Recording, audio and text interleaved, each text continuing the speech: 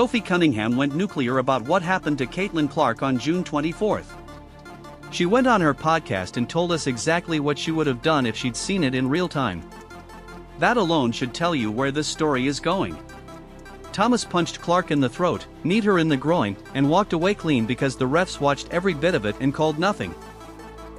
And Cunningham's response to finding out was the kind of reaction the league absolutely did not want going public right now.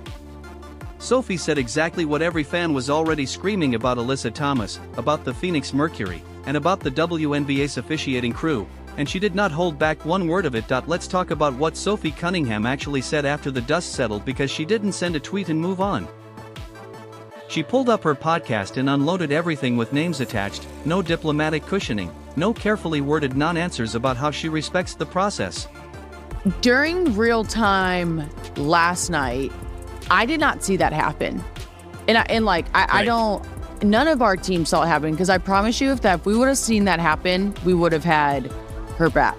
Unfortunately, this type of shit happens every single game to her, and the league and the refs do absolutely nothing about it. She named Alyssa Thomas directly. She named the refs directly. And she kept going. Cunningham came out and stated flat out that the WNBA refs are either blind or corrupt, not as a question, not as a frustrated hypothetical, but as a plain statement. Because from where she sat watching what happened to Clark on June 24th, she couldn't find another explanation for how 3 separate plays against the same player go uncalled in the same game. Teed up, like they didn't review the foul on Caitlin last night, did they? I don't think they did. Insane. But that's clearly what makes its rounds on social media. When you got teed up, that's what makes its rounds on social media. Yeah. Does when CC does get kind of, I hate using the word bullied, but people are rough with her. There's no other way around it. Does that fuck with you guys as a team, or is that just an incident that becomes a much bigger deal on the internet than it does during? That's not one bad whistle, that's a pattern. And Cunningham called it exactly that. And then she addressed what she would have done if she'd been on that floor and watched Thomas punch Clark in the throat in real time. Her answer left zero room for interpretation. Cunningham confirmed that she and her Fever teammates didn't see the throat strike as it happened, but she didn't let that create any distance from her position. This type of shit happens every single game to her, and the league and the refs do absolutely nothing about it. It's been a minute since you got fined on this podcast. I have, but then you see the videos of literally kneeing and cheap shotting C in the throat. If she did that to any of our teammates, we'd be pissed. But they're definitely targeting her, and the league and the refs do nothing to protect her. She said, if we would have seen that happen, we would have had her back. No hedging, no softening, just a direct promise from someone who means it. But Cunningham didn't stop with Thomas as an individual. And that's what separates her reaction from a standard player complaint. She went after the Phoenix Mercury as an organization, framing it as a game plan, not a personal decision by one player who got carried away. Phoenix came into the poster that they dropped last night, the 30-year commemorative thing, which that you're on it, that's cool. Why would you ever put me on it? But people are up in arms that Caitlin's not on it, and then also watching her get kind of her ass kicked last night. I do see everyone being why does the league not protect this person?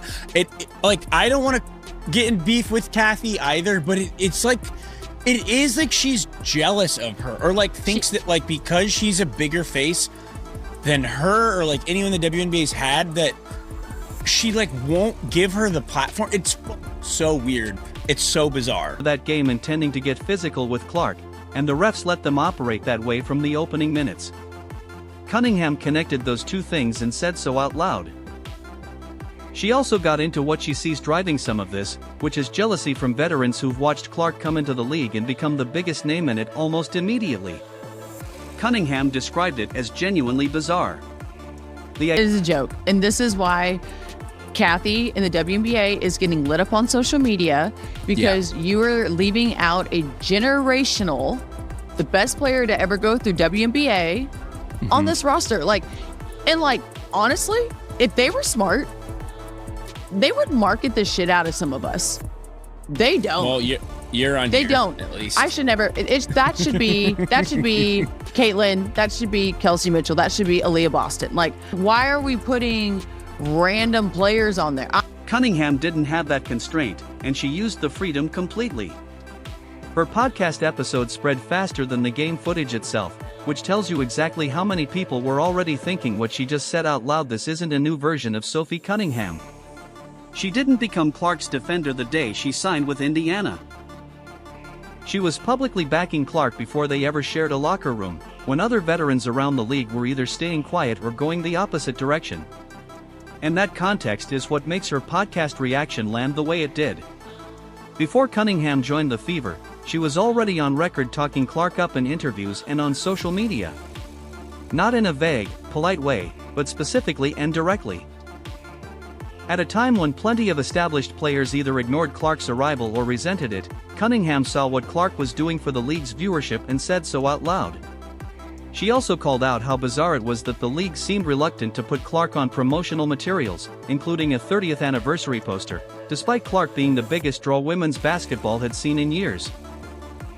Cunningham. You talk about the young girls that came in, Caitlin Clark, Angel Reese, rookie class, really hyping up the league coming from college to the WNBA. What has that done for you and the buzz of this entire league? I think it's so positive. I really do. I think it's a fun time to be a part of the W. I truly believe that. I think the skill and the talent has always been there, but now it's just the viewership. And so I give a big old clap to the rookie class. I think that's a lot to deal with when you're at that age and you have that many eyes on you. But I think they've done a great job in the league as well. I think the physicality and all that they're going to get used to, but I think especially Caitlin Clark, she's been killing it. And I'm a huge fan, and I never say that, but I think it's fun. Read that as the league actively trying to suppress Clark's visibility, and she didn't stay quiet about it, so when Cunningham joined the Fever and became Clark's actual teammate, the support didn't stay verbal. It moved on to the court. And the JC Sheldon situation is the clearest example of what that looked like in practice. Sheldon had a reputation for playing dirty, and eye-poking opponents was part of that reputation. When Sheldon matched up against Clark with Cunningham on the floor, Cunningham didn't just outplay her. They're trailing by 10. Keep an eye on her and JC Sheldon. Clark trying to back her down. Sheldon, that was Clark, hitting her in the face. Clark is upset about that. Then everybody's upset about that. Marina Mabry comes in. She decks Clark, tempers flaring on both sides. She took the game directly at Sheldon in a way that sent a message to everyone watching, including Sheldon, about what the evening was going to cost her. That's the thing about Cunningham's version of having someone's back. It's not a tweet or a podcast quote. It's a physical statement made in a game against a player with a history of targeting Clark, where Cunningham made the consequences of that targeting very clear. Words are easy. What Cunningham did against Sheldon required actually being on the floor and choosing to go there. And that track record is exactly why her podcast reaction to June 24th carries real weight. She wasn't some fan account going off after watching highlights. She wasn't a pundit without any skin in it. She'd been defending Clark publicly since before the Fever were even taken seriously as a contender, back when backing Clark wasn't the popular or politically safe position inside the league. Sophie commits a hard foul on JC Sheldon. Again, as JC Sheldon is going up for a layup, Sophie bear hugs her and takes her to the ground. What I will say is Sophie did not grab her and throw her to the ground. She didn't body slam her. She didn't do anything, in my personal opinion. Maybe I'm biased here, but I'm gonna give you guys my straight up honest opinion on this. She bear hugged her, took her to the ground. Yes, it was intentional. It was absolutely intentional. And the loudest response came from the one player who'd already spent years making her position on this completely clear. How many times can one player foul the same person in one game and walk away with 0 calls? Because on June 24th, Alyssa Thomas found out the answer is at least 3. And that's before you count the separate reckless closeout that didn't even make it into the post-game review. Let's talk about the sequence because the order matters here. Thomas doesn't commit one bad play and disappear into the game. She comes back. The throat strike lands first with 6 minutes and 52 seconds left in the second quarter. Thomas's arm connects with Clark's neck, and the league's own post-game language described it as recklessly making contact with her fist to the throat area. Her fist to the throat. The refs are standing right there, and not one whistle comes out. Then comes the knee to the groin. Clark's already absorbing the previous contact, and Thomas drives a knee into her again. The refs watch it happen in real time, and again nothing gets called. Then Thomas steps over Clark, and that's the part that stops being accidental and starts being a statement. You don't step over someone by accident. That's a decision, a deliberate one. And the officials let it go without a word. But that's not all. Separate from everything Thomas did, a Mercury defender flies into Clark on a three-point attempt with zero control, lands directly in Clark's face, and Clark grabs her back immediately after coming down. Streaking to the basket, and here's what hustle plays are all about. You got 3 Phoenix players around Caitlin Clark, and yeah, it's... I mean, Caitlin to the ground, and ooh, that's a hand to the neck, and then Alyssa Thomas steps over her. See, that's the kind of stuff that can incite some future trouble. That play never even got reviewed after the game. Clark had already been dealing with a back issue going in. So, a reckless body landing on top of her during a shooting motion wasn't just dangerous in general. It was dangerous for that specific injury. Picture this. Clark exits in the third quarter having already dropped 19 points and 8 assists in just 20 minutes of play. She's on a run. The Fever are locked into a close game. And now their best player is on the bench because the refs couldn't find a whistle through 4 separate incidents against the same player. Phoenix wins 111-109. 2 points. Clark leaving the game in the third quarter of a 2-point loss isn't a footnote. It's the game. The refs didn't miss one play and have a bad night. They missed 4 separate incidents against the same player, all in real time, all visible on the live broadcast, and called 0 of them on the floor. The league then had to go back and watch tape after the final buzzer just to find what anyone watching from their couch could already see. That's not a crew that had a rough stretch. That's a crew that managed that game in a way that let Thomas operate without any consequences until it was already too late for the Fever to do anything about it. If June 24th were the first time Alyssa Thomas got physical with a star player and walked away clean, you could file it under bad officiating and move on. But Thomas has a trail, and it goes back years. And every single incident on that trail involves a player the league actually depends on. Start with 2024. Thomas ran through Clark's entire body during a play, not attempting to play the ball at any point, just a hard body check that stopped the play cold, and the refs called nothing. Clark absorbed it and kept going. And Thomas learned exactly what she needed to learn from that moment, that the whistle wasn't coming for her. Damn, she's always involved. She's always involved in some stuff. Like, get your shit together, sis. But she fouled, and there's an extra... Really, DB is the one that did something extra, and then Caitlin got the text. So I walked out there and I was literally talking to the ref. Say your DB. I was like this with the ref. I was like, now Caitlin got one, but why didn't she get one? Because if Caitlin's gonna get one, then she should have got one. It shouldn't have been one or the other. And I was just kind of pointing, and she's like, don't you point at me. And I was like, oh, shouldn't have said that. And I didn't say a word. Later in that same period, Thomas clocked Clark in the jaw. Again, nothing called, so she filed that away, too. Fast forward to the 2025 playoffs, and Thomas runs through Nafisa Collier with enough force to put Collier on the sideline with an ankle injury that's kept her out for nearly a year. Collier's still not back as of right now. One of the best players in the league, sidelined, and Thomas kept playing through the aftermath without any real consequence landing on her. Then there's Angel Reese. Thomas clotheslined her in 2025. The kind of contact that gets you thrown out of a pickup game at a public gym, let alone a professional league. Reese took it. Thomas stayed on the floor. And then there's Cameron Brink in Unrivaled, where Thomas went directly after Brink's already broken nose. Another look here at the heavy contact. A little bit of a shoulder there. Not a little bit, a lot of a shoulder there for Alyssa Thomas. Yeah, they're not going to look at this. They might. It's gotten the fans here fired up. Brink had a documented injury. Everyone knew about it. And Thomas targeted the exact spot that was already damaged. That's not competing hard. That's choosing a specific point on someone's body and going after it. Here's where it gets interesting. If you look at every name on that list, Clark, Collier, Reese, Brink, none of them are role players or bench pieces. Thomas doesn't rack up these plays against players nobody's watching. The pattern runs consistently through the league's biggest names, the ones with the most visibility, the ones whose absence actually changes outcomes.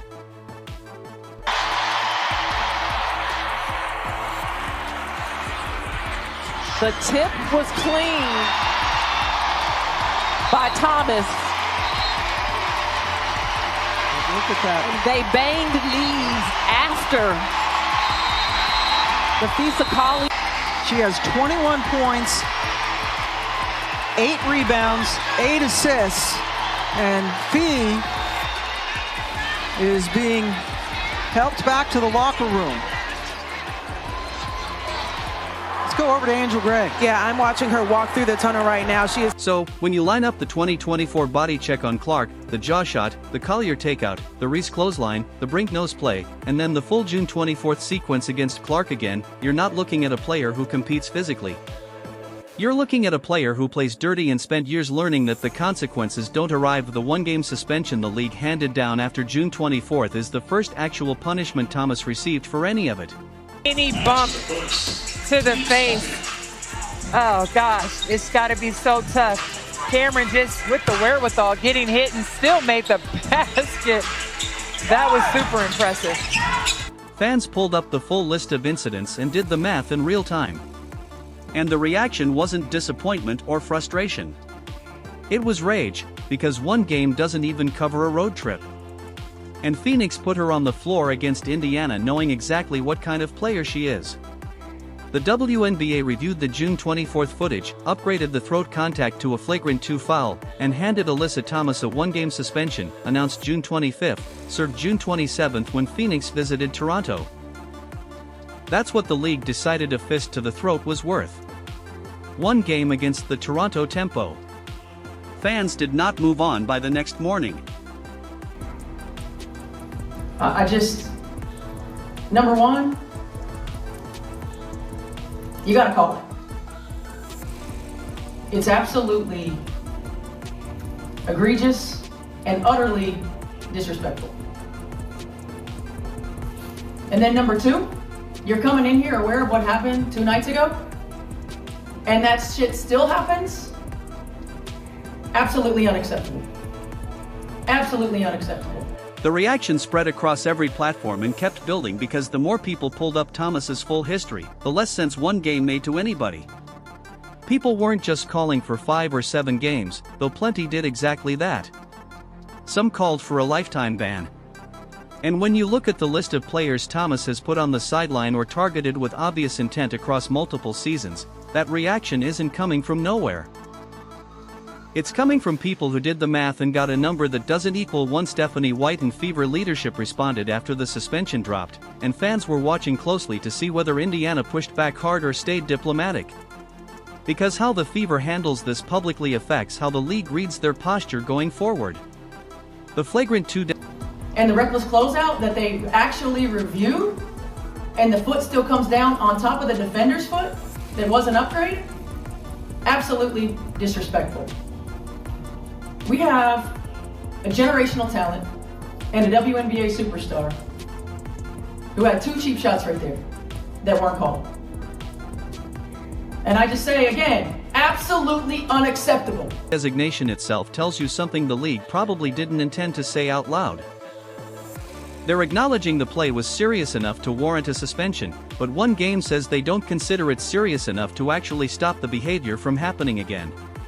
Now, let's talk about the refs because Thomas getting 1 game is only half of what's making people furious. The suspension came from a post-game review, which means the officiating crew on the floor that night faced zero accountability for watching a fist connect with a player's throat and keeping their whistles in their pockets. Thomas gets 1 game. The refs get nothing. Referee Angelica Suffren got called out by name specifically, with people pointing out that she appeared to look directly at the play and still took no action. She should be fired. Kathy Engelbert, should be out the door. This is a joke. As opposed to sending a real statement, I'm talking 10 games, 20 games, a massive fine. They have handed down a 1-game suspension to Alyssa Thomas.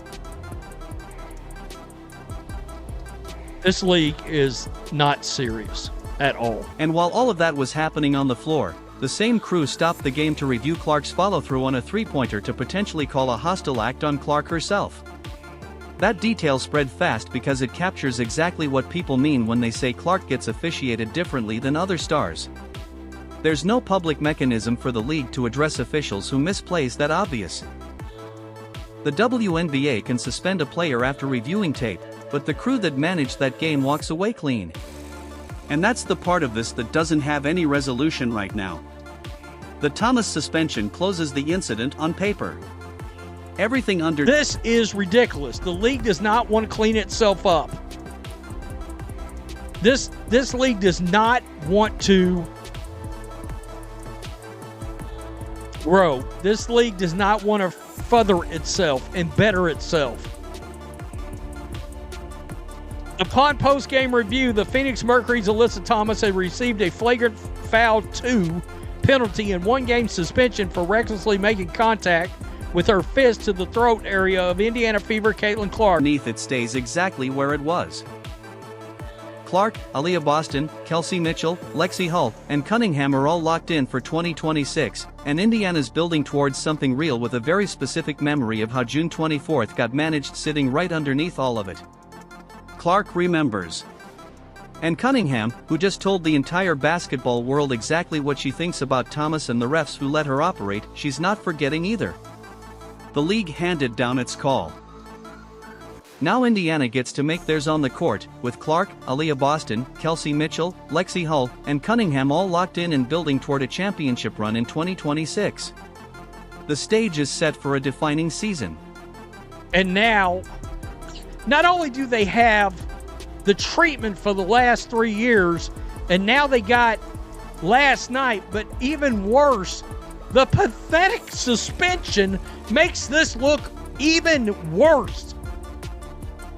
It makes it look terrible. The league has no self-awareness whatsoever. It's crazy.